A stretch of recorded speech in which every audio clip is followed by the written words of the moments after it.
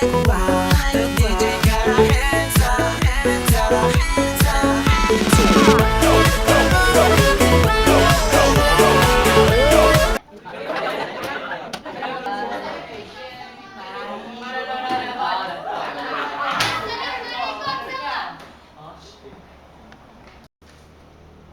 hari ini kita akan membuat pemilihan untuk ketua kelas kita.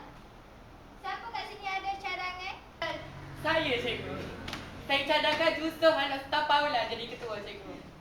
Siapa Yusuf? Saya, cikgu. Okey, baik ke depan. Siapa lagi ingin cadangkan? Cikgu, saya cadangkan Fahmi, cikgu.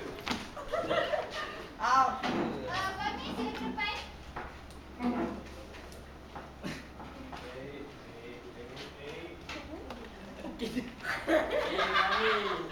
Budak kaya. Okey, baiklah.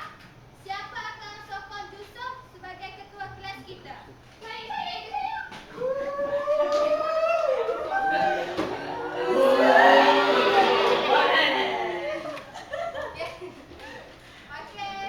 siapa akan sokong Fahmi sebagai ketua kelas kita?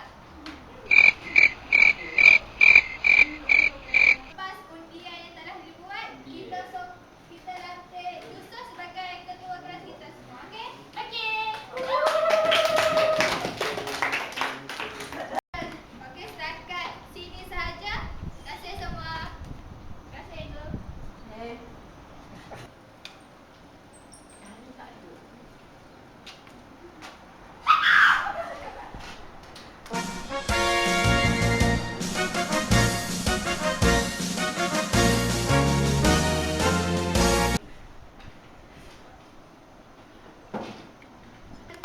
Kau dah kenapa?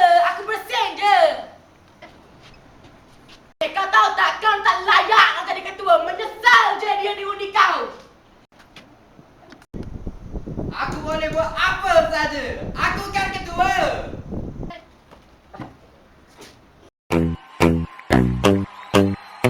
Quiero ver rápidamente todas las chicas solteras con las manos en el aire. ¿Y cuántos se van de la disco para la playa? Arriba esa mano que dice. Alright, chica, pónganse los tacones y un vestidito corto para. Nasib itu.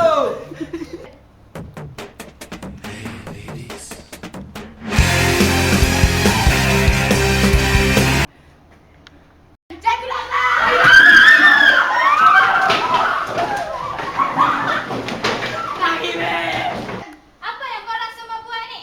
Ha? Suara korang tu sampai keluar dengar.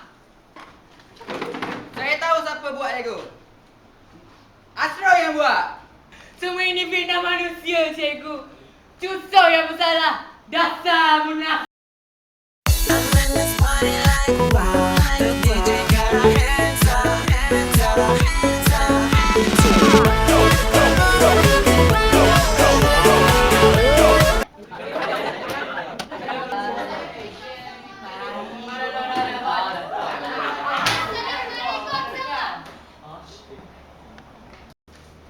Okey, hari ini kita akan membuat pemilihan untuk ketua kelas kita.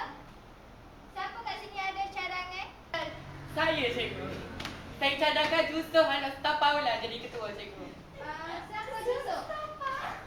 Saya, cikgu. Okey, baik ke depan. Siapa lagi ingin cadangkan? Cikgu, saya cadangkan Fahmi, cikgu. Fahmi, sila ke depan.